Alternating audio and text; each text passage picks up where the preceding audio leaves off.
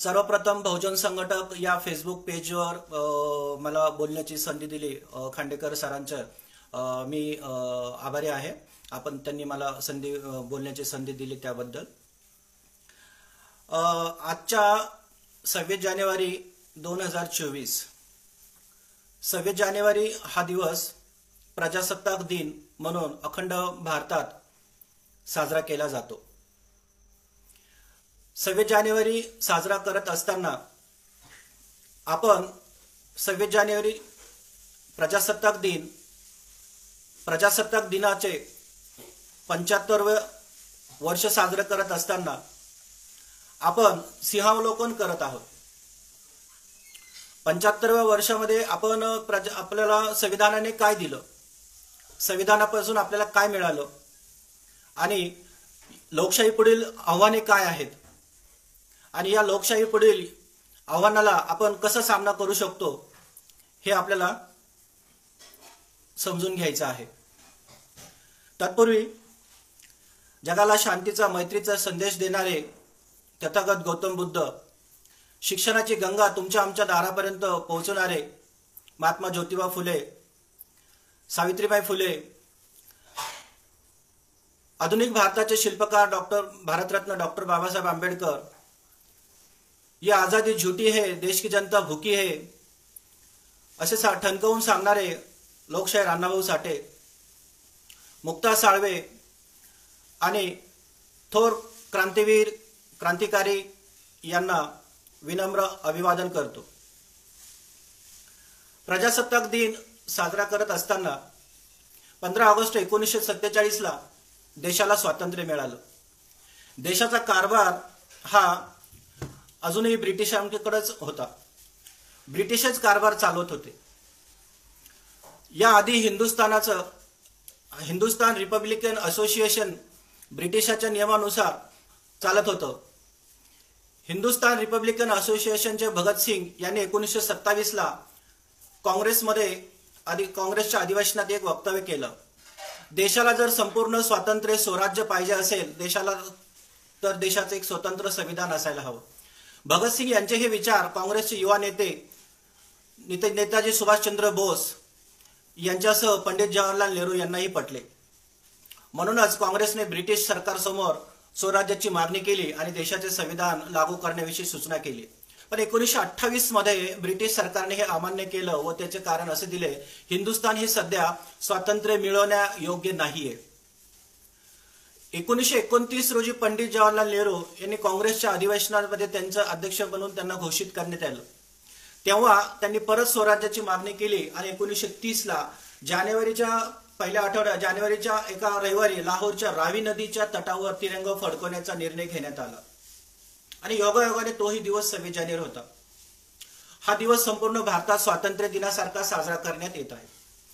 त्यानंतर ब्रिटिशांची मनमानी आणि दुसरं महायुद्ध, भारताला स्वातंत्र्यासाठी जास्त काळ लढा द्यावा लागला। अखेर 15 ऑगस्ट 1947 ला भारताला स्वातंत्र्य मिळालं। स्वातंत्र्याच्या मागणीसोबतच स्वातंत्र्याची मागणी सुद्धा ब्रिटिशांनी मान्य केली आणि 26 नोव्हेंबर 1949 रोजी भारताचे संविधान तयार झाले। पण ते अंमलात आणायचं केव्हा, अंमलात कधीपासून आणायचं यावर नेत्यांची चर्चा सुरू झाली आणि त्यांच्या मनात 26 जानेवारी ही तारीख आली।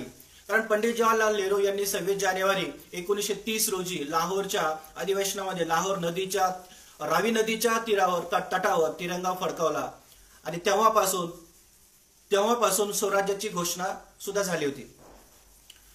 त्या दिवसाची आठवण म्हणून 26 जानेवारी हाच दिवस राज्यघटना अंमलात आणण्यासाठी निवडला आणि 26 जानेवारी 1950 पासून भारताचे संविधान अंमलात आणले आणि भारत हे प्रजासत्ताक राज्य म्हणून घोषित झाले। आपण यंदाचा प्रजासत्ताक दिन हा उत्साहाने साजरा करत आहोत। आपल्या देशासाठी प्राणांची आहुती देणारे जवानांचे स्मरण करत आहोत।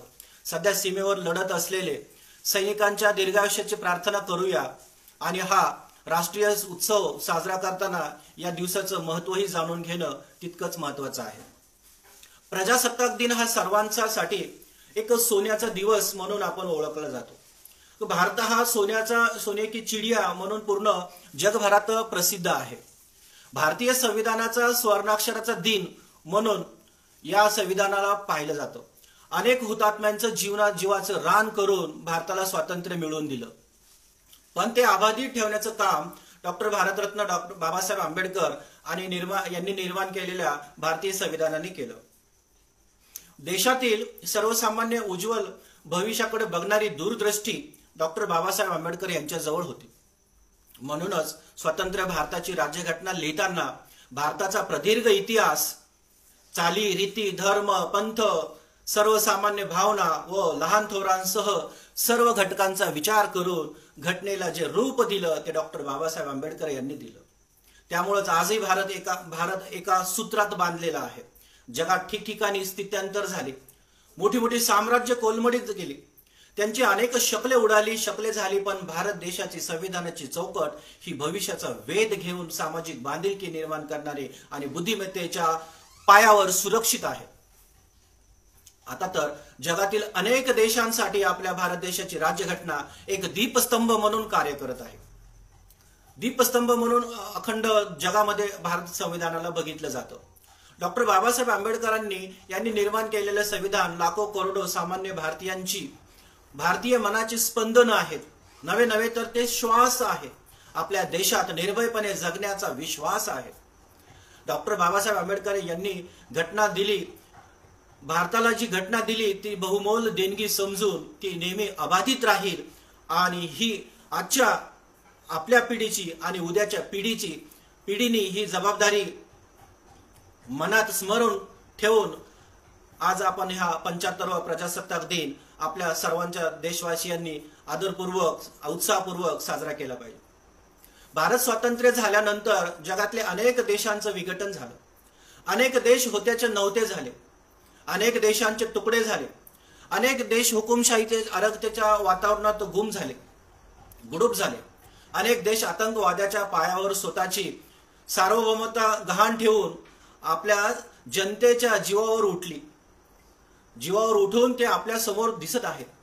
अनेक देश आपल्या लोकांचा नरसंहार करून आपल्याच लोकांचा रक्तपात करत आहेत आणि हा रक्तपात करून ते जुलमी सत्ता स्थापन करण्याचा प्रयत्न करत सुटलेले आहेत.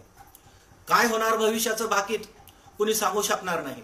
पण जो देश, ज्या देशातली लोकशाही, जनतंत्र, लोकमत, न्याय, समता, अधिकार यांचं हनन करत असेल त्यावेळी त्या देशात अराजकता निर्माण व्हायला जास्त वेळ लागणार नाही.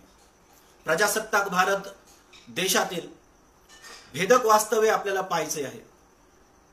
आपण स्वातंत्र्याच्या 75व्या महोत्सवामध्ये, 75व्या वर्षामध्ये आपण आपल्याला प्रजासत्ताक देशाने काय दिलं तर आपल्याला दिलं दीन, दलित, दुबळे आणि बहुजन, वंचित, तळागाळातील सर्वसामान्यांना समान न्याय, समान वागणूक, समान त्यांच्या सामाजिक बंधुत्व आणि आर्थिक समानता निर्माण करण्याचा प्रयत्न या पाठीमागील 75 वर्षाच्या काळामध्ये आपल्याला पाहायला मिळेल. आदिवासींचे प्रश्न असतील, आदिवासींना मूलभूत हक्क, त्यांचे जल, जंगल, जमीन यांचेही प्रश्न सुटलेले आहेत. स्वातंत्र्याच्या प्रजासत्ताकाच्या आपण 75 वर्षाच्या काळामध्ये पाहत असो. त्यानंतर स्त्री पुरुष समानता, शिक्षणाचे मूलभूत हक्क, हे सर्व आपण मागील पिढ्यामध्ये प्रत्येकाला तो अधिकार थोडा बहुत प्रमाणामध्ये पोहोचला आहे. संविधानाने तो प्रत्येकापर्यंत, देशातील भारतातील जीव जंतूपर्यंत ते पोहोचण्याचं काम संविधानाने केलेलं आहे आणि संविधानाने तो न्याय दिलेला आहे. पण आज घडीला जे आपण संविधानाच्या नंतर आपण सिंहावलोकन करून आज आपण जे आपल्या समोरील आव्हानं पाहतो तर ते आव्हानं आपल्याला असे दिसतील. जसं 1947च्या अगोदर देशात नक्षलवाद नव्हता का?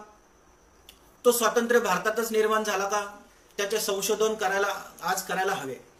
देशात आज मोठ्या प्रमाणात शेतकरी आत्महत्या करत आहेत. अन्नदात्यांची आत्महत्या देशाला शर्मेने मान खाली घालायला होते. मान खाली घालणारी घटना घडते. शेतकरी हा जगाचा पोशिंदा आहे, देशाचा पोशिंदा आहे. आज जर आपण पाहिलं या अन्नदात्याची आत्महत्या देशाला कुठल्या स्थितीला घेऊन जाईल हे सांगता येत नाही. आज देशात तरुण तरुणी मोठ्या प्रमाणात बेरोजगार आहेत. बेरोजगारीचं चित्र आपल्याला पाहायला मिळतंय. देशात दररोज होणारे मुलीवर, महिलांवर अत्याचार, बलात्कार यांचं प्रमाण विकोपाला गेलेलं आहे. देशातील ग्रामीण भागातील आरोग्य व्यवस्था तर फार नरकात गेल्यासारखी दिसत आहे. देशातील कामगारांची स्थिती तर फार भयंकर आहे. देशात बालविवाहाचं प्रमाण आपल्याला पाहायला मिळते. बालविवाहाने तर कोरोनाच्या उत्तर काळामध्ये तर बालविवाहाचं प्रमाण आणि तर ऊत माजलेलं आपल्याला दिसेल. ढोंगी, नराधम, बलात्कारी बाबा, संत, साधूंनी तर देशाला पार पुकरून टाकलेला आहे. त्या देशातील राजकारणी नेते मंडळीही तर यांचं विचारू नका. अगदी मृतकांच्या टाळूवरचं लोणी खायची यांची स्थिती आहे आणि हे त्यांनी ते खाण्याचंही सोडलं नाही. इतके सरड्याचे रंग बदलणारे रंग त्यांनी दाखवले आहेत. स्वाधीनता, समता, बंधुत्व तथा न्याय हे आपल्या संविधानाचे 4 आदर्श आहेत. हे 4 आपले पिलर्स आहेत. आमचे संविधान अनेक विकसित राष्ट्रापेक्षा प्रगत आहे. स्त्री पुरुष समानता ही आमच्या संविधानाची मुख्य धारा आहे. सरकारने महिला सुरक्षता, बाल विकासाकरता अनेक कडक कायदे केलेले आहेत. सुधारित कायदे बनवलेले आहेत. परंतु कायद्याचं रक्षकच महिलांच्या सुरक्षता धोक्यात आणत आहेत. ज्यांच्यावर अनाथ शोषित बालकांना आधार देण्याचं काम आहे, सुधारण्याचं उत्तरदायित्व आहे, अशा त्यांच्या हाताखाली मुले सुरक्षित नाहीयेत. स्वातंत्र्यानंतरही आपण आज गरिबी, बेकारी या समस्यांनी घेरलेलो आहोत. भारतातील सर्वात मोठी समस्या जी आहे तर ती आहे आर्थिक असमानता. असे उद्गार त्या काळी 1947 ला पंडित जवाहरलाल नेहरू यांनी काढले होते. परिस्थिती अनियमित गतीने वाढत चाललेली आहे. तोपर्यंत भारतीय जीवनाचा विकासाचा स्तर हा पूर्णतः संभव नाही. आपण लोकसंख्येवर नियंत्रण ठेवू शकलेलो नाहीये. लोकसंख्येवर नियंत्रण नसेल तर त्याचा विपरीत परिणाम हा आर्थिक असमानतेवर होतो, आर्थिक अन्नधान्याच्या तुटवड्यावर होतो, शिक्षणाच्या साधनावरही विपरीत परिणाम होतो. राष्ट्रीय विकासाचा प्रयोग पाहायचा झाला तर तोही आपला निष्फळ ठरलेला आहे. याचे मुख्य कारण आहे लोकसंख्या. लोकसंख्येचं नियंत्रण आणि शिक्षणाचा प्रसार हे नीती मूल्याचं जतन हे 3 सशक्त उद्देश आपले असले पाहिजेत. कुटुंब नियोजन, शासन आणि जनता याचे एकत्रित उत्तरदायित्व आहे. शिक्षणाचा आणि कुटुंब नियोजनाचा गहन संबंध आहे. जिथे जन्मदर अल्प असतो तिथे शिक्षणाचा स्तर हा उंच असतो. त्याचं उदाहरण जर बघता येईल तर भारतातील केरळ सारखं प्रगत राज्य आपल्याला तिथं स्त्री पुरुष समानता नव्हे तर तिथं स्त्रियांचं दर 1000 पुरुषांच्या पाठीमागं त्यांचा जन्मदर जास्त आहे आणि उच्च शिक्षितांचंही प्रमाण तिथं जास्त आहे. आपला देश हा लोकशाहीला समर्पित असला तरीही विशेष अधिकार आणि वर्गाच्या आधारावर विभाजित होत आहे. आपले गणतंत्र स्वातंत्र्याचे पुरस्कार करीत असले तरी वास्तविक रूपामध्ये जाती धर्माच्या दलदलीत आपण रुतलेलो आहोत. फुटीरता हा आपल्या देशातला सर्वात महत्वाचा, सर्वात मोठा रोग आहे. बाह्य शत्रूच्या तोडीला देशांतर्गत शत्रूची संख्या काही कमी नाहीये, ती तर झपाट्याने वाढतच आहे. शांतता काळामध्ये शेकडो सैनिक हुतात्मा झालेले आहेत.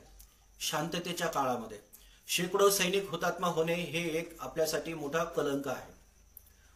आम्ही स्वातंत्र्याचा विपरीत अर्थ घेत आहोत. आपण स्वातंत्र्याचा अर्थ हा विपरीत पद्धतीने घेतला आहे. आपण कायद्याचा भंग करतोय. अभिव्यक्ती आणि कार्याचा स्वतंत्रता या नावाखाली अपराधांची संख्या वाढवत आहोत. अपराधांची संख्या वाढत आहे. त्यामुळे कायद्याचं निष्ठेने पालन करणाऱ्यांचं जगणं मुश्किल झालेलं आहे. सांप्रदायिक घृणा असेल, भाषेचा उन्माद असेल तथा प्रादेशिकतेची भावना जी आहे ही देशाच्या अखंडतेवर मनावर घाव घालणारी आहे. जात, धर्म, वर्ग, भाषा आदींच्या कारणामुळे देशामध्ये अराजक माजवणाऱ्या हातात एक नवीन शस्त्र मिळाल्यागत झालेलं आहे. शेजारील देशातील घुसखोरांनी तांडेच्या तांडे देशामध्ये प्रवेश करत आहेत आणि ह्या प्रवेशाचं नियोजन दूरदृष्टीनं बाळगल्यामुळं आज हे प्रश्न उग्र स्वरूपात धारण होत आहेत. एखाद्या देशातील नागरिकांचं हृदयातील राष्ट्रीयत्व, एकता मृत्यूपाय होते की काय? कोणतेही लष्कर एखाद्या देशातील नागरिकांच्या हृदयातील राष्ट्रीयत्व आणि एकता, बंधुभाव ही भावना जेव्हा मृत्यूपाय होते तेव्हा कोणतेही मोठे लष्कर अथवा सरकार अथवा संविधान त्या देशाला वाचवू शकत नाही. परस्परातील विश्वास, सौहार्द तथा सर्व धर्मातील नागरिकांच्या समस्या, सर्व धर्मातील अनिवार्य असलेली एकतेची चेतनाच राष्ट्रीय एकतेच्या कसोटीवर उतरत आहे. नागरिकांच्या समस्या सोडवण्यासाठी असलेली संसद आज आपण पाहिली तर ती एक राजकीय आखाडा बनलेली आहे। संसद असेल, विधानसभा असेल, न्याय व्यवस्था असेल, अन्यायग्रस्तांना न्याय मिळवून देण्यासाठी अपयशी ठरल्याची भावना सर्वत्र रुजत आहे। हे मोठं एक लोकशाही पुढील आपल्याला आव्हान आहे। प्रजासत्ताकाचा 75वा साजरा करत असताना आपल्याला हे आपल्या समोरील असलेले प्रश्न आपल्याला सामान्य नागरिकाला भेडसावत आहेत। आपल्या देशातील सर्वात मोठे दुर्भाग्यपूर्ण जी समस्या आहे ते समस्या म्हणजे जे लोक पात्र आहेत, ज्यांना दूरदृष्टी आहे, जे ज्ञानी आहेत तथा चारित्र्यवान आहेत, ते राजकारणापासून दूर आहेत। दूर असून ते सध्याच्या अंधकारमय राजकीय वातावरणात त्यांची निवडून येण्याची संभावना नगण्यच आहे। राज्यकर्ते कधीही आपल्या चुका स्वीकारत नाहीत, कारण त्यांच्यात सत्तेची लालसा ठासून भरलेली असते। त्यांना इतर मूलभूत गोष्टीपेक्षा आपली प्रतिमा राखण्याचं जास्त रुची असते। देशात रोजगार कार्यालयामध्ये आपण जर पाहिलं तर कोट्यवधी युवक युवतींची नोंदणी झालेली आहे। शिक्षण संस्थांच्या वाढत्या संख्येमुळे शिक्षितांची संख्या वाढलेली आहे। इंजिनियर, डॉक्टर, लॉयर, वकील, तंत्रज्ञानातील कुशल कामगार यांची संख्या झपाट्याने वाढत आहे, पण त्या प्रमाणात रोजगार निर्मिती आहे का? रोजगार मिळत आहेत का? रोजगार नसल्यामुळं आजची पिढी ही भरकटत चाललेली आहे। गुन्हेगारी टोळे असतील, दहशतवादी कारवाई असतील, याच्यामध्ये सहभागी होण्याची त्यांची भीती ही आपल्याला दाट भीती वाटत आहे। परंतु भारत देशाच्या 5000 वर्षापूर्वीच्या ज्या प्राचीन संस्कृतीने आपल्याला जी सभ्यता, जे संस्कार शिकवलेले आहेत, या संस्काराच्या आणि प्रतिभेच्या आणि या कलेच्या आधारावर आपण हे देश टिकवून ठेवत आहोत। आपल्या देशात कुशल कामगारांची संख्या कमी नाहीये, बुद्धिवंतांची संख्या लक्षणीय आहे। त्यांच्या या कौशल्याची कदर जर होत नसेल तर विदेशात जाणाऱ्यांची संख्या वाढत आहे। आपण कोरोनोत्तर बरं जर बघितलं तर विदेशात स्थायिक होणाऱ्यांची संख्या भारतामध्ये झपाट्याने वाढत चाललेली आहे। सुरक्षा व्यवस्था यावरचा विश्वास आपला हा ढळता कामा नये। 70 वर्ष जर आपण पाठीमागे पाहिलं तर देशाने नेत्रदीपक कामगिरी केलेली आहे, यात शंका नाहीये। अनेक दुर्गम भागात मूलभूत सुविधांचा शिरकाव झाला तरी नागरिकांच्या मुख्य समस्या ज्या आहेत, या मुख्य सुविधांचा दर्जा वाढविण्याची आवश्यकता आहे। जसं आपण पाहतो की सार्वजनिक आरोग्य असेल, शिक्षण असेल, वाहतूक असेल, पाणी पुरवठा असेल, स्वच्छता असेल, महिला सुरक्षा असेल, यावर विशेष लक्ष देण्याची आवश्यकता आहे। श्रीमंत, गरीब, विकसित, अविकसित भागातील दरी वाढवून विषमता जन्म घेत आहे। त्यामुळेच ते सामाजिक प्रश्न हे निर्माण होत आहेत आणि त्यावर आपण गांभीर्याने विचार करणं ही आवश्यक आहे। आपण अजूनही रूढीवादी मान्यता, प्रथा, नकारात्मक दृष्टिकोन घेऊन जात आहोत, पण हे नकारात्मक दृष्टिकोन, रूढी, परंपरा, रूढीवादी यांना आपण फेकून दिले पाहिजे आणि समानता, बंधुभावाच्या सिद्धांतावर आपण विश्वास ठेवला पाहिजे। पण आज आपल्या देशात सर्वात जास्त आवश्यकता ती आहे भावनात्मक शुद्धीकरणाची। देशाला सर्वात जास्त आवश्यकता आहे ती आहे तर भावनात्मक शुद्धीकरणाची। त्याचं कारण असं, समाजात जी दरी निर्माण होत आहे, दरी निर्माण करणारे जे राजकारण हे आता नित्याच झालेलं आहे। जाती धर्माचे वाद लावून देशात अशांततेचं वातावरण तयार करून देशात सत्ता प्राप्तीचं स्वप्न आज प्रत्येक राजकीय नेता पाहतोय। हा स्वप्न पाहतोय। हजारो वर्षापासून शिक्षण आणि विकासाच्या मार्गावरून बाहेर फेकले गेलेल्या आदिवासी यांनी एकत्र येऊन, आदिवासी, दलित, बहुजन, शोषित, वंचित, पीडित यांनी एकत्र येऊन वज्रमुठ बनवून आपले अधिकार प्राप्त आपल्याला करावे लागतील। तरुणांनी देशव्यापी चळवळ उभारून अंधारमय राजकारण्यांना धडा शिकवायला कंबर कसली पाहिजे। जगातला सर्वाधिक युवा असलेला देश भारताला बघितलं जातं। न्याय, समता, बंधुत्व, लोकशाही यावर आधारलेला आपला भारत देश स्वातंत्र्याच्या विकासाच्या मार्गावर सामोरे जाईल। आपल्याला प्रजासत्ताकच्या 75व्या नंतर आपण जर पाहतो तर आपल्याला हल्ली मोठी आव्हानाला सामना करावा लागतोय। त्या आव्हानाला आजच्या घडीला ते आव्हानं मी तुम्हाला 3 मूलभूत आव्हानं आपल्याला सांगता येतील, जे की खूप गंभीर आहेत आणि खूप गडद आव्हानं आपल्या समोर ते आहेत। एक म्हणजे लोकशाही जिवंत ठेवणे, दुसरं आहे विवेकवाद्यांनी स्वतःला जिवंत ठेवणे आणि तिसरं आहे कट्टरवाद्यांचा, मूलतत्ववाद्यांचा सामना हा आपल्याला शांततेच्या मार्गाने तर्काच्या आधारे आणि विवेकाच्या आधारे करावं लागेल. विवेकवादाने स्वतःला जिवंत ठेवणे हे आव्हान मी असे का म्हणतो? कारण कट्टरतावादी शक्ती विवेकवाद्यांचा नंबर 1 चा शत्रू मानतात. धर्मांध शक्ती, कट्टरतावादी, मूलतत्ववादी हा जो समुच्चय आहे, हा समुच्चय हजारो वर्षापासून विवेकवाद्यांना नंबर 1 चा शत्रू मानत आलेला आहे. नंबर 1 चा शत्रू मानून त्यांना लक्ष करत आहे.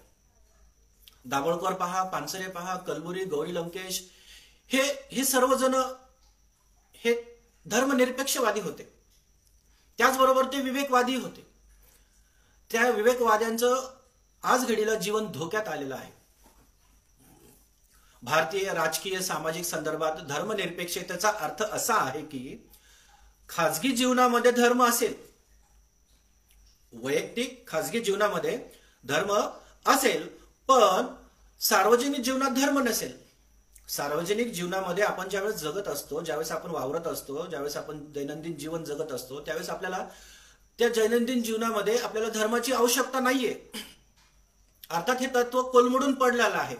मात्र विवेकवाद हा धर्मनिरपेक्षतेचा बराच पुढे गेलेला आहे, बराच पुढचा विचार आहे. समाजाला हानी पोहोचणाऱ्या विविध अंधश्रद्धांना आव्हान विवेकवाद्यांनी दिलं पाहिजे. मी तुम्हाला एक जस्ट उदाहरण मी तुम्हाला सांगू इच्छितो की 2022 ला होणारा जो कुंभमेळा होता, कोणतंही धार्मिक किंवा तार्किक कारण न पटण्याजोगं, स्पष्टीकरण पटण्याजोगं आहे. केवळ एका भारतातील सर्वात मोठं राज्य असलेल्या विधानसभेची निवडणूक फेब्रुवारी 22 मध्ये होणार होती. त्यांना बाधा होऊ नये, त्या निवडणुकीला कुठलीही बाधा होऊ नये म्हणून तो कुंभमेळा 1 वर्ष अगोदरच घेण्यात आला. 1 वर्ष अगोदर घेण्यात आला. त्या कुंभमेळ्यामुळे कोरोनाचं संक्रमण जास्त होईल म्हणून महामारीत कुंभमेळा आयोजित करू नये हे देशातील सर्व विचारवंतांनी शासनापुढे आपली भूमिका मांडली. पण ही भूमिका मांडत असताना विवेकवाद्यांना, विचारवंतांचे विचार कुणी दखल घेतली नाही. त्यावर उत्तराखंडचे तत्कालीन मुख्यमंत्री जे होते, तर त्यांनी आपल्याला असं सांगितलं की यात्रेकरूंचं संरक्षण हे गंगाजल करेल. हे विधान वैज्ञानिक दृष्ट्या, तार्किक दृष्ट्या हे न पटणारे होतं. काही पुढाऱ्यांनी सांगितलं कोरोना गंगाजल आहे, गोमूत्र आहे. गोमूत्र हे कोणत्याही वॅक्सिनपेक्षा प्रभावी आहे आणि त्यामुळे वॅक्सिनची गरज नाहीये. त्यामुळे आपल्याला वॅक्सिनची गरज नाहीये. पण ही बुद्धीला पटणारी संकल्पना नाहीये. या गोष्टीवर किती जणांनी विश्वास ठेवल्यामुळे कित्येक लोकांचे प्राण आपल्याला गेलेले पाहायला मिळतील कोरोनाच्या काळामध्ये, ज्यांनी कुंभमेळ्यामध्ये प्रवेश केलेला आहे. आपण अशा कुठल्याही धर्माला, कुठल्याही यांना, त्यांच्या पद्धतीला आपल्याला हे म्हणजे आपण क्रिटिसाइज करत नाहीये, पण तार्किक दृष्ट्या, वैज्ञानिक दृष्ट्या त्याचा मूलभूत आधार काय आहे हे आपण समजून घेतलं पाहिजे. विवेकवाद हा आपल्याला कट्टरता आणि अतार्किक, अविवेकी विचारांना आव्हान द्यायला पाहिजे विवेकवादी लोकांनी. आणि म्हणूनच विवेकवादी लोक हे कट्टरपंथीयांचे, कट्टरवाद्यांचे, मूलतत्ववाद्यांचे अडचण ठरत आहेत का काय असं वाटू लागलेलं आहे त्यांना. आणि म्हणूनच त्यांनी वारंवार दाभोळकर असतील, पानसरे असतील, कलबुर्गी असतील, गौरी लंकेश असेल यांचा द्वेष केलेला आहे. आता मी तुम्हाला काही आव्हाने आपल्या समोर मांडू इच्छितो. त्या आव्हानाचा सामना कसं करता येईल आपल्याला आणि आपल्या समोरचे कोणते अशा आव्हान आहेत. जसं आपण पाहतो की नवीन आर्थिक धोरण स्वीकारल्यापासून 30 वर्षाच्या कालावधीमध्ये, 30 वर्षाच्या कालखंडामध्ये असमानता प्रचंडपणे वाढलेली आहे. जेव्हा असमानता वाढते, जेव्हा सामाजिक राज्यातील, देशातील असमानता वाढते, तेव्हा अपरिहार्य कारणाने अन्याय वाढतो. जसं आपण पाहिलं, दुसरे आव्हान आपल्या समोर दिसेल भांडवली शक्तींची वाढ ही आहे. आज संपूर्ण देश हा भांडवलदार चालवत आहे. भांडवलदार हे कट्टरतावादी शक्तींना मदत करतात. भांडवलदारांचा उद्देशच तो असतो. भांडवलदार प्रत्येक सरकारच्या कालावधीमध्ये भांडवलदार हे कट्टरतावादी, कट्टरपंथीयांना मदत करत असतात. आता हे भांडवलदार कट्टरवाद्यांना शक्तींना मदत करत असतात आणि अन्यायाचे वाहक पण असतात. आणि तिसरं जे आव्हान आपल्या समोर दिसतंय तर ते हल्लीचं कट्टरवाद्यांचं, जातीची अस्मिता बाळगणाऱ्यांचं, धर्माची अस्मिता बाळगणाऱ्यांचं, कट्टरपंथीयांचं, कट्टरवाद्यांचं हे आव्हान आपल्या समोर जास्त आहे. जसं आपण पाहतो अफगाणिस्तानासारखा कट्टरवादासारखा देश भयप्रद टोकाचा नाहीये, आपल्याला असं ऐकायला मिळतं, वाचायला मिळतं. पण अफगाणिस्तानातील कट्टरपंथी लोक जे आहेत भयप्रद, त्यांचा कट्टरवाद हा टोकाचा आहे. मात्र याचा अर्थ असा नव्हे की बाकीचे कट्टरवादी नाहीयेत. देशामध्ये आपण पाहतो हिंदू कट्टरतावाद आहे, ख्रिश्चन कट्टरतावाद आहे, मुस्लिम कट्टरतावाद आहे. हे कट्टरतावादी, हे कट्टरपंथी हे भयप्रद आहेत आणि हे आपल्याला समजून घेता आलं पाहिजे. कोणत्याही प्रकारचा कट्टरवाद निवडून येऊ नये तसे करणे हे आपल्याला म्हणजे असं आपल्याला वाटेल की बा कोंबडीने श्वासमध्ये स्वतःला शिजवून घेतल्यासारखं आपल्याला हे सांगावं लागेल किंवा हे ठरवणे इतकं मूर्खपणाचंही आहे. जसं आपण पाहतो धर्माविरुद्ध धर्म, संप्रदाय विरुद्ध संप्रदाय, जात विरुद्ध जात आणि प्रदेश विरुद्ध प्रदेश असे झगडे लावून अगोदरपासून असलेली तेढ हल्ली वाढलेली आहे. ही तेढ आपल्याला पाहायला मिळते. तेही कट्टरवादाचे एक आव्हानच आहे. काही बुद्धिवादी लोकांचे असे म्हणणे असते, काही बुद्धिवाद्यांचे असं म्हणणं आहे की कट्टरतावाद लोकांना जातपात विसरून एकत्र आणण्याचा प्रयत्न करतो. काही काळासाठी असं दिसतंय की मात्र कट्टरतावाद हा जेव्हा महिला, दलित, आदिवासी यांच्यावरील अन्याय अत्याचार वाढवतात, कट्टरतावाद लोकांचं जगणं मुश्किल करतात. हा कट्टरतावाद्यांचा मूळ स्वभाव म्हणता येईल आपल्याला त्यांचा. आपल्याला दुसरंही आव्हान म्हणता येईल आपल्याला आजघडीला, ते म्हणजे न्यायव्यवस्था, न्यायपालिका, पोलीस यंत्रणा यांचे आपल्याला अधिपतन झालेलं दिसत आहे हल्ली. संविधानाची ही एक प्रकारची पायमल्ली, संविधानाची एक प्रकारची हत्याच आहे का काय असं वाटायला लागतं. सध्याच्या सरकारमधील काही 3-4 मंत्री प्रत्येक महिन्याला प्रत्येक भाषणातून अतार्किक मनुवादाला प्रोत्साहन देणारे वक्तव्य करत राहतात. जेव्हा मनुवादाला चालना मिळते तेव्हा महिला, दलित यांच्या जीवनमानावर, त्यांच्या स्वाभिमानावर, त्यांच्या जीवनावर, त्यांच्या हक्कावर एक विपरीत परिणाम होत असतात. जसं तुम्हाला उदाहरण देता येईल की बाबा राजस्थान हायकोर्टमध्ये जर आपण पाहिलं तर राजस्थान हायकोर्टमध्ये बाबासाहेबांचा, डॉक्टर बाबासाहेब आंबेडकरांचं पुतळा किंवा छायाचित्र आपल्याला पाहायला मिळतं. पण कुठे? तर ते छायाचित्र आपल्याला बाहेर चौकामध्ये पाहायला मिळतं, सिग्नलच्या जवळ. राजस्थान हायकोर्टाच्या मध्ये समोर मनूचा पुतळा आहे. काय आहे? मनूचा पुतळा आहे. हा मनूचा पुतळा अद्यापपर्यंत तो हटवलेला नाहीये. हे कशाचं द्योतक आहे? हे कशाचं हे आपल्याला हे दाखवतंय? तर जणू काही हा संविधान, धर्मनिरपेक्षता, लोकशाही या मूल्यांचा अवमान आहे, अवमान होतोय हे दाखवतंय आपल्याला. आणि हे केवळ तत्कालीन, हे केवळ सध्याच्या सरकारमध्येच घडतंय असं नव्हे. काँग्रेसच्या काळातही हे घडलेलं आहे. काँग्रेसच्या काळातही हे असं घडत होतं. आपल्याला अजून एक आव्हान आपल्याला सांगता येईल की सध्या भारतीय पत्रकारितेचं आव्हान आपल्यापुढं आहे. भारतीय पत्रकारितेचं अधपतन झालेलं आहे. जसं पाहतो आपण भारतीय पत्रकारिता सुरू होण्या हे द्विशताब्दी वर्ष म्हणता येईल आपल्याला. कारण 1821 आणि 1822ला राजाराम मोहन राय यांनी भारतीय पत्रकारितेला सुरुवात केली. राय यांनी मिरातुल नावाचं वृत्तपत्र जे आहे त्याच्यात स्पष्टपणे सांगितलं होतं की तर्कावर आधारित राजकीय सामाजिक विचार मांडण्याचे हे आमचे साधन आहे. पत्रकारिता हे राजकीय सामाजिक आणि विचार मांडण्याचं हे एक आमचं साधन आहे. पण 200 वर्षातील 150 वर्ष भारतीय पत्रकारितेचा इतिहास हा जाज्वल्य होता. तो आता राहिलाय का? मुळात भारतीय पत्रकारिता हे स्वातंत्र्य लढ्याचं अपत्य आहे. स्वातंत्र्य लढ्यामध्ये भारतीय पत्रकारितेने मोलाचं योगदान दिलेलं आहे. त्यावेळी आमचे पत्रकार राजाराम मोहन राय, महात्मा गांधी, डॉक्टर बाबासाहेब आंबेडकर, नेहरू आणि बऱ्याचदा लोकांना माहीत नाहीये पण भगतसिंग हे सुद्धा एक व्यावसायिक पत्रकार होते. भगतसिंग हे मार्क्सवादी क्रांतिकारक प्रागतिक नेते होते, पत्रकार होते. मात्र ते व्यावसायिक ही पत्रकार होते. त्यांनी कीर्ती, वीर अर्जुन, प्रताप, अकाली या पत्रामध्ये, या 4 भाषाच्या पत्रामध्ये त्यांनी त्यांचं लिखाण करत असायचे.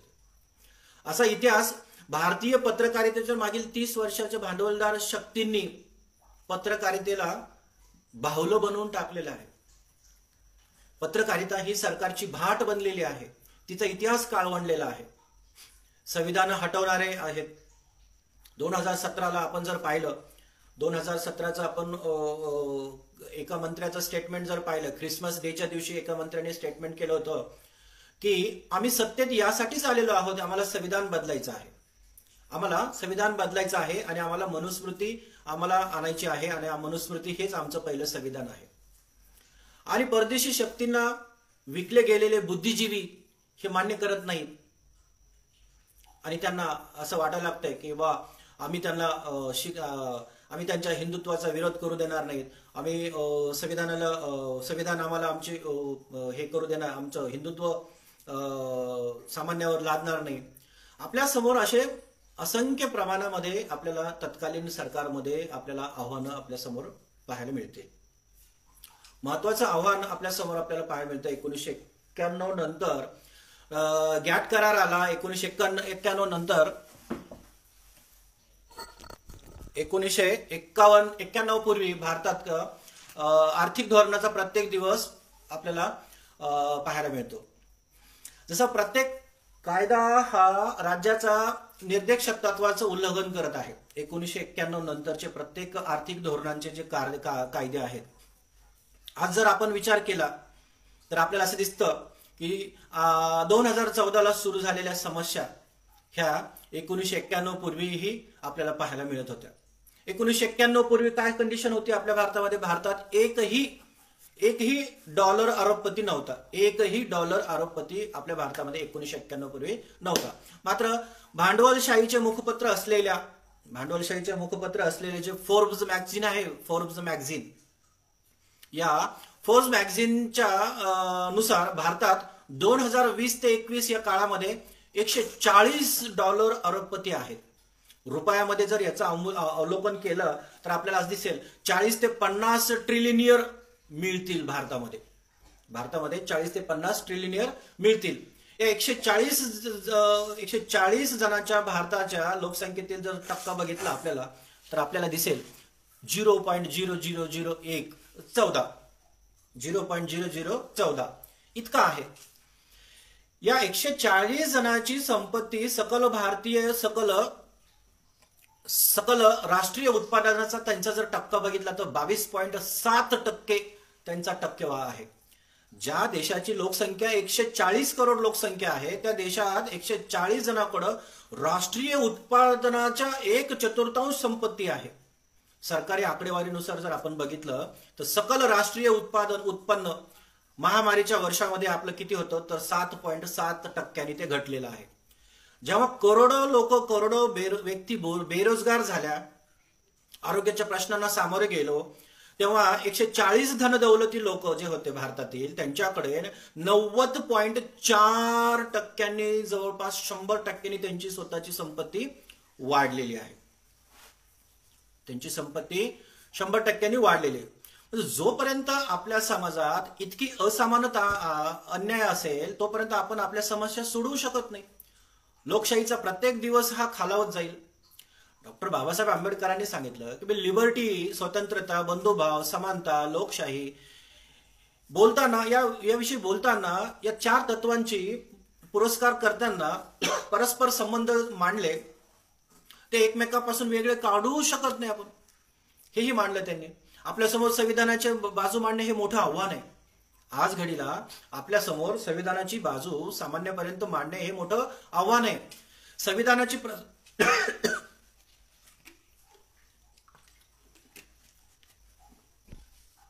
जर आपण बघितलं, संविधानाची जी प्रास्ताविकता आहे, राज्याच्या निर्देशक तत्वात जे आपण बघतो, सर्वांना सामाजिक न्याय, आर्थिक, राजकीय न्याय देणं हे आपलं निर्देशक तत्व आहे. हे पहिल्या परिच्छेदातच आहे. असमानतेशी लढणं, न्याय देणं हे आपलं मूलभूत कर्तव्य आहे. आपण आपापल्या असमानता असतील, अन्यायाचा सामना करण्या वाचून आपल्याला आज घडीला पर्याय नाही. जेव्हा करोडो भारतीय बेरोजगारीत गेले, त्या महामारीच्या 12 महिन्याच्या कालावधीत फोर्ब्स मॅगझिनने असं सांगितलं की भारत देशामध्ये मुकेश अंबानीची धन दौलत 129% वाढलेली, 129% वाढलेली आहे. ती वाढून $84.5 बिलियन इतकी झालेली आहे.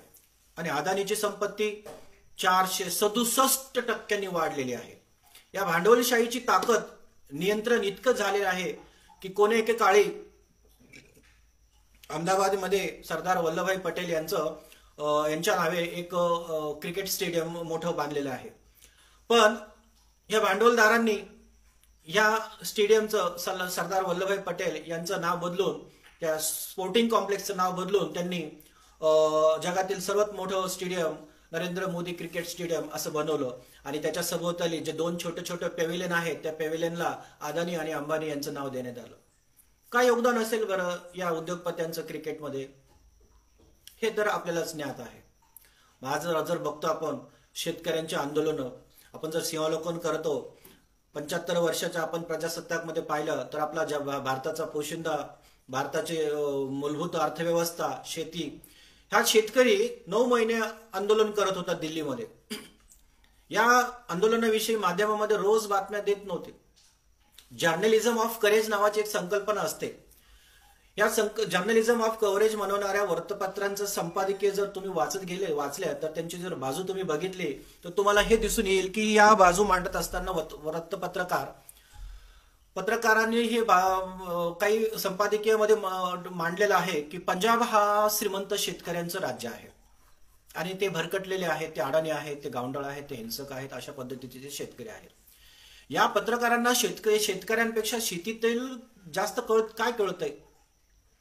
जे 3 नवीन कायदे आणलेले होते त्यांनी त्या संस्थेचं अधपतन, त्या कायद्याचं हनन, संविधानाची हत्या झाली आहे.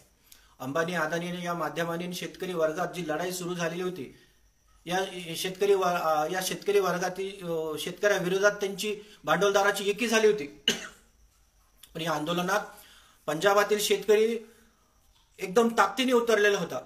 आणि त्याचबरोबर महाराष्ट्रातील नाशिकमधूनही 3 ते 5 हजार शेतकरी स्वयंसेवक त्या सिंधू बॉर्डरवर लढत होते. शेतकऱ्यांची, शोषितांची एकी आपल्याला पाहायला मिळाली. शेतकऱ्यांच्या सरकारकडे म्हणणं तरी काय होतं. छोट्याशा 3 कायद्यांची त्यांना माघार घ्यायची सरकारला विनंती केली होती. एपीएमसी ऍक्ट जो आहे, एपीएमसी ऍक्ट, कंत्राटी फार्मिंग ऍक्ट आणि अमेंडमेंट ऑफ ऍक्ट, या 3 कायद्याची अंमलबजावणी केली तर शेतकऱ्यांची संपत्ती कशी होईल. शेतकऱ्याची संपत्ती ही 0 होईल. आपण तुलनात्मक जर पाहिलं तर अंबानीची संपत्ती $84.5 बिलियन आहे. आणि पंजाब राज्याचं सर्व प्रकारचं उत्पन्न जर आपण पाहिलं तर $84.5 बिलियन आहे. फक्त $1 बिलियन फरक आहे. $1 बिलियन. अंबानीची संपत्ती 84.5, पंजाब सरकारचं 85.5, $1 बिलियन फरक आहे. आणि तो ही फरक 12 महिन्यात संपू शकेल, 12 महिन्यात संपेलही. म्हणजे अंबानी एका राज्याच्या उत्पन्न इतके श्रीमंत आहेत. मात्र सरकार या उद्योगपत्यांना आणखीन पाठबळ देत आहे, मदत करत आहे. हा लोकांवरचा, शेतकऱ्यांवरचा अन्याय आपल्याला मीडियाने दाखवला नाही, तरी ते मीडिया हे उद्योगपती मीडियांना सहकार्य करत आहेत. सहकार्याची त्यांची भूमिका आहे. मीडियाचे सर्वात मोठे जाहिरातदार तेच आहेत जे त्यांचे हितसंबंध जोपासतात. सरकार आणि भांडवलदार हे मीडियाचे हितसंबंध जोपासण्यासाठी पुरेपूर काम करत राहतात. आता महामारीमुळे उद्योगाच्या जाहिराती कमी झाल्या. मीडियाचं सरकारी जाहिरातीवरच अवलंबून राहिलेले आहेत. मीडिया एका बाजूने उद्योगपती तर दुसऱ्या बाजूने सरकारवर दबाव टाकत आहे. तर आपण पाहिलं 2012-13 पासून आपण जर पाहिलं तर सामाजिक, धार्मिक, मूलतत्ववादी, आर्थिक मूलतत्ववादी हे जे आहेत का, हे सर्व हे सरकारमध्ये बसलेले पाहायला मिळतं आपल्याला. हे कॉर्पोरेट मीडियासोबत त्यांची युती झालेली आपल्याला पाहायला मिळते. आणि ह्या दोघांचं घट्ट ऋणानुबंध आपल्याला हे पाहायला मिळतं आहे. बरेच भांडवलदार हे धार्मिक मूलतत्ववादी आहेत. आपण आता हल्ली जर पाहिलं तर आपल्याला धर्मनिरपेक्षता आणि आर्टिकल 1 जे आपल्याला सांगतंय Bharat that is India, India is Bharat, या आर्टिकल 1लाच 1च्या विरुद्धच सर्व 2014 नंतरची वागणूक आपल्याला दिसत आहे. आपण आर्टिकल 1 नुसार भारत न म्हणता आपण हिंदुस्थान म्हणायला सुरुवात करत आहोत आणि हिंदुस्थान म्हणत असताना आपण धर्मनिरपेक्षता या मूल्याला याला पण आपण तिलांजली देत आहोत की काय, असं हे आपल्याला हल्ली जाणवत आहे. जर आपण पाहिलं की सरकारमध्ये बसलेल्या लोकांनी भांडवलदारांना सामान्य जनतेला उच्चभ्रू बनवायचं त्यांचं हे असतं, त्यांचं एम ठेवायला पाहिजे. सरकारमधील जे राज्यकर्ते आहेत, राज्यकर्त्यांनी सामान्य गोरगरीब शेतकरी यांना उच्चभ्रू, यांना स्वयंप्रकाशित, स्वयंभू आणि त्यांना त्यांच्या पायावर उभा करून त्यांना आर्थिक सक्षम करणे हे त्यांच्या मूलभूत कर्तव्य आहेत. पण आज त्या घडीला ते दिसत नाहीये. भारतीयांना उच्चभ्रू वर्गाने मोठं केलं नाहीये, तर भारतीय उच्चभ्रू वर्गाने सरकारला मोठं करायला चाललेले आहेत. एका विशिष्ट व्यक्तीला, एका हुकुमशाही निर्माण करणाऱ्या, स्वयंघोषित हुकुमशाही असलेल्या व्यक्तीला मोठं करत आहेत जाहिराती, मीडियाच्या द्वारे. आपण हे पाहत आहोत. महामारीच्या काळात जर आपण बघितलं, $140 मिलियनर होते. यातील 24 जण आरोग्य क्षेत्रातील, 140 भारतीय डॉलर्स मिलिनियर्स होते, तर हे त्याच्यापैकी 24 जण जे होते ते फक्त आरोग्य क्षेत्रातले डॉलर्स मिलिनियर्स आहेत. या 24तील पहिल्या 10 लोकांचा नफा इतका वाढला तर त्याने दर दिवशी 5 मिलियन रुपये कमिले. 5 मिलियन रुपये म्हणजे लक्षात घ्या, मुठभरांचा अमर्यादित नफा हा अनेकासाठी यातनादायी असतो. मुठभर लोकांचा नफा हा अनेक सामान्य कष्टकरी शेतकऱ्यांसाठी अन्यायकारक असतो, यातनादायी असतो. जसं आपण पाहिलं 2011च्या जनगणनेनुसार आपण जर पाहिलं तर 179 लाख कुटुंब ग्रामीण भारतात आहेत. 179 लाख कुटुंब भारतात आहेत. त्यातील 75% कुटुंबाचं उत्पन्न 5,000, सरासरी 5,000 किंवा त्यापेक्षाही कमी आहे. ग्रामीण भागातील 90% कुटुंबाचं प्रमाण तर हे 10,000 रुपयापासून कमी आहे. रिच फार्मर्स फ्रॉम पंजाब आणि द इंडियन एक्सप्रेस आणि द टाइम्स ऑफ इंडियाने असं छापलंय की देशातील शेतकऱ्यांचं कुटुंबाचं सरासरी उत्पादन हे 6,500 रुपये आहे. पण पंजाबमध्ये 5 जणांचं कुटुंब सरासरी उत्पन्न त्यांचं आहे 18,000 पर्यंत. म्हणजे एका माणसाचं उत्पन्न, सरासरी उत्पन्न आहे 3,500 रुपये. संघटित क्षेत्रातील कोणत्या कुटुंबाचं सरासरी उत्पादन हे 18,000 पेक्षा कमी आहे? महामारीच्या काळामध्ये आपण जर पाहिलं तर अंबानीची संपत्ती 3.57 ट्रिलियन रुपयांनी प्रत्येक सेकंदाला 1.13 लाख रुपयांनी वाढलेली आहे. प्रत्येक सेकंदाला 1.13 लाख रुपयांनी. आणि हा जर रेशो पाहिला, त्याचा आपण जर तुलना केली, कशाशी तुलना केली, जर आपण त्याची तुलना केली की महात्मा गांधी राष्ट्रीय ग्रामीण रोजगार हमी योजना मनरेगा सोबत जर आपण त्याची तुलना केली तर कामगार वर्गाला इतकी मोठी संपत्ती कमवायला जवळपास 4.5 कोटी वर्ष 4.5 करोड वर्ष लागतील कामगार वर्गांना. मनरेगाच्या मार्फत आपल्याला उद्योगपत्यांशी बरोबरी करायला जाऊ तेव्हा. जर आज कॉर्पोरेट जगात जर आपण पाहिलं, त्यांची इतकी ताकद वाढलेली आहे. कॉर्पोरेट जे म्हणेल ते जग म्हणायला लागलेलं आहे. म्हणजे हल्ली आपण जर पाहिलं तर जागतिक पातळीवर उजव्या विचारसरणीच्या लोकांची संख्या आणि राष्ट्र वाढलेले आहेत. डाव्या विचारसरणीच्या लोकांचं तत्व मग आपल्याला चांगले आहेत असं म्हणता येईल का? तर नाही. सम्यक तत्व जे आहे, तर सम्यक मार्ग जो आहे तो या देशाला, या भूमीला आणि या जगाला वाचवू शकतो. जर आपण पाहिलं हल्ली आपल्याला असं दिसून येतं की कॉर्पोरेट जगामध्ये आपल्याला 3 नवीन कायदे तर दिसले शेतीविषयीचे, पण त्याचबरोबर आपल्याला आता मी वाचता पाहिलं की बँकाचे, आपण ज्याच्यामध्ये आपले पैसा, आपला घामाचा पैसा आपण ठेव म्हणून ठेवतो, बचत म्हणून करत राहतो, तर त्या बँकाचं, राष्ट्रीय बँकाचं खाजगीकरण करण्याचा पर्याय समोर ठेवलेला आहे अर्थमंत्र्यांनी. मग आता हे केलं, ह्याचं सांगण्याचा उद्देश असा आहे की अन्यायाचा सामना आपल्याला असमानतेचा सामना केल्याशिवाय आपण कट्टरवाद्यांचा सामना करू शकत नाही. हा कट्टरवाद केवळ आर्थिक धोरणातच येत आहे का? नाही. हा कट्टरवाद शैक्षणिक धोरणामध्ये पण आहे, आर्थिक धोरणामध्ये पण आहे आणि हाच कट्टरवाद शैक्षणिक धोरणामध्ये पण आहे. जर आपण पाहिलं शिक्षण व्यवस्थेमध्ये, आपण जर पाहिलं मागील 20 वर्षात बघितलं, आपण मागील 2 दशकामध्ये जर बघितलं, खास करून 2014 नंतर जर आपण अभ्यासक्रम बघितलं तर प्रत्येक अभ्यासक्रमामध्ये मूलतत्ववादी विचारांचा, रूढी परंपरा विचारांचा, अंधश्रद्धांचा आणि कट्टरतावाद्यांचा मोठा शिरकाव झालेला आहे.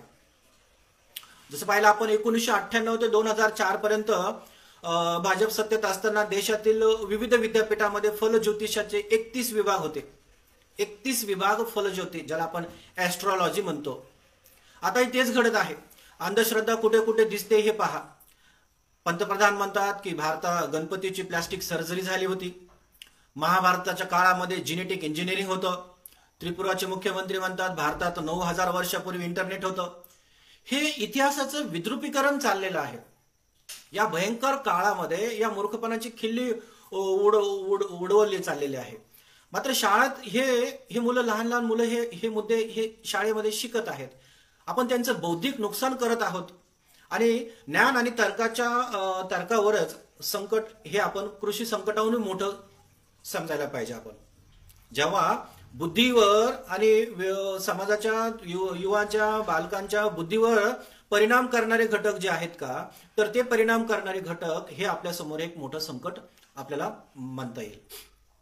आपल्याला ह्या संकटाचाही सामना करावा लागेल. मला असं वाटतं की आपली विवेकवाद्यांची एकी झाली पाहिजे. मात्र मला खात्री आहे की या समस्या आपण थोडं तरी आपल्या विचाराने समाजामध्ये आपण बदल घडवून आपण या समस्या कमी करू. पण त्या सुटणार नाहीत. म्हणून निवडणुकीच्या घोषणाकडे आपण लक्ष ठेवता समस्याचं मूळ कारणाकडे लक्ष ठेवणं आपल्या गरजेचं आहे. ह्या समस्या आपल्याला निवडणुकीचे केवळ घोषणाकडे लक्ष देऊन जमणार नाही, मूळ कारणाकडे लक्ष ठेवणं गरजेचं आहे. संविधान काय म्हणतंय यावर आपल्याला लक्ष दिलं पाहिजे. संविधान म्हणतंय, संविधान आपल्याला म्हणतंय की आपण जर ह्या आर्थिक धोरणं असतील जनता केंद्रीय असावीत. आर्थिक धोरणं ही नेहमी सरकारने आर्थिक धोरणं ही जनता केंद्रीय, सामान्य केंद्रित, शेतकरी केंद्रित, विद्यार्थी केंद्रित, महिला व बाल केंद्रित असली पाहिजेत आणि ही कॉर्पोरेट केंद्रित नसली पाहिजे. पण आपण हल्ली बघतोय तर सरकारी धोरणं ही कॉर्पोरेट केंद्रितच धोरणं आपल्याला पाहायला मिळत आहेत. शेतीविषयक कायदे हे राज्याच्या अखत्यारीत येतात, पण हल्ली आपण जर पाहिलं तर हे कायदे आपण केंद्राचे हस्तक्षेप आपल्याला या कायद्यामध्ये जास्त प्रमाणात दिसायला. यावर आपल्याला सुप्रीम कोर्टाने तरी शब्द एखादा उच्चारायला पाहिजे, तर नाही. सुप्रीम कोर्टाने शब्द उच्चारलेला नाहीये. सुप्रीम कोर्टाने आपल्याला या ठिकाणी शब्द उच्चारलेला नाहीये. पण केंद्र सरकार या सुप्रीम कोर्टाची विश्वासार्हताच कमी होती. पण कमिटी स्थापन करून सुप्रीम कोर्टाने या कायद्यावर कमिटी स्थापन करून या कायद्याचं अधपतन केलं. हे न्यायपालिकेचं एक अधपतन आहे.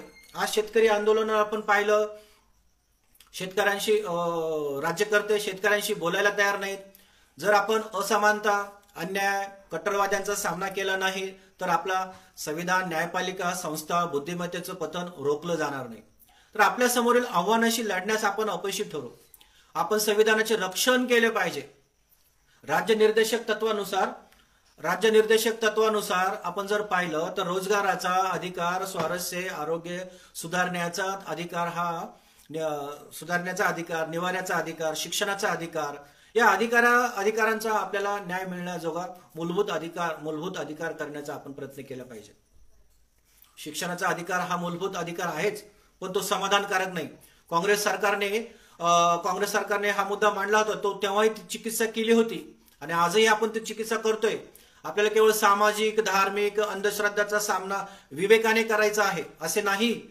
आपल्याला याचा सामना संविधानाने करायचा आहे, न्यायपालिकेचं संरक्षण करायचं आहे, जनता केंद्रित आर्थिक धोरणांचा विवेक वापरायचा आहे. आपल्याला अन्याय, असमानतेचा सामना विवेकाने करायचा आहे.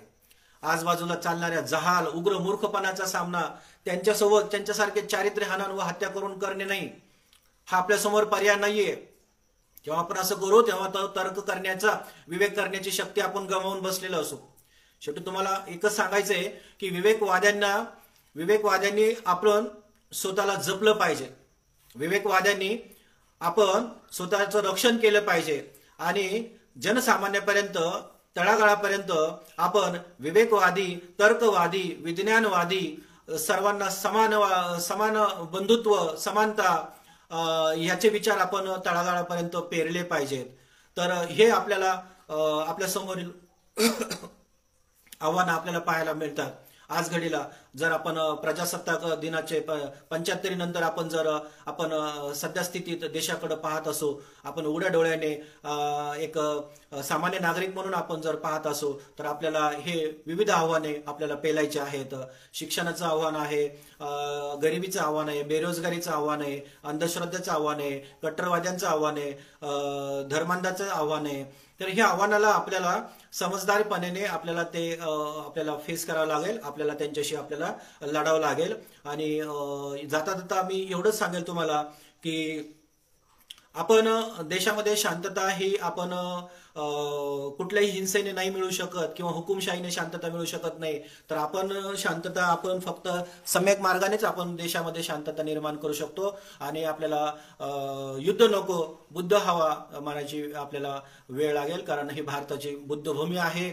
आणि या भूमीमध्ये अहिंसा, जैन धर्मांचं अहिंसा परमधर्म जे तत्व आहे तर तेही आपल्याला अवलंबायचं आहे की अहिंसाने आपल्याला जग जिंकायचं आहे. अहिंसानेच आपल्याला समाजावर, मानवावर एकमेकाला जोडून घ्यायचं आहे, बंधुत्व निर्माण करायचं आहे, समाज संघटित करायचा आहे.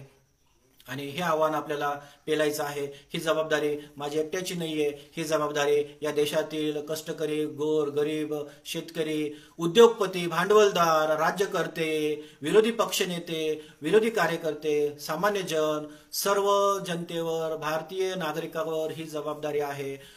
कट्टरवाद्यांना आणि हिंसावाद्यांना आपण शांततेच्या मार्गाने तोंड दिलं पाहिजे. तर हे आव्हानांना आपल्याला फेस करायचं आहे. तर माझे प्रजासत्ताक दिनाचं सिंहावलोकन करताना माझ्या बुद्धीस जे प्रश्न पडले, जे माझ्या नीतितत्वाला, जे माझ्या मनाला, विचाराला, माझ्या अभ्यासाला जे मला दिसलं ते मी माझं व्यक्त केलं. आणि मी आता आपली रजा घेत आहे. तर मला बहुजन संघटक या फेसबुक पेजवर लाईव्ह बोलण्यासाठी खांडेकर सरांनी संधी दिली, याबद्दल मी खांडेकर सरांचे खूप आभार व्यक्त करतो. आणि मी इथं थांबतो. जय भीम, जय हिंद, जय भारत, धन्यवाद.